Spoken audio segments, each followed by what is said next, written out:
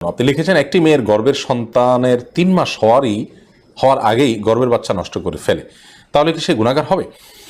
গর্ভের বাচ্চা নষ্ট করা সর্বাবস্থায় অপরাধের কথা, কিন্তু যদি সন্তানের মধ্যে হার্টবিট বা প্রাণ সঞ্চারিত হওয়ার আগেই আপনার কোনো এমন ওজোরের ভিত্তিতে সেটি নষ্ট করা হয় যে ওজোরটি শরীয়া গ্রাহ্য, যেমন তার ফলশ্রুতিতে মার শরীর বা জীবনের মধ্যে হুমকি আছে বা বড় কোনো বিপদ হতে পারে বা বড় কোনো সমস্যা আছে, এরকম কোনো ওজোরের ভিত্তিতে যদি এটা করে, তাহলে সেটা ক্ষেত্র বিশেষে ওজোরের উপর নির্ভর করে সেটা জায়েজ হতে পারে।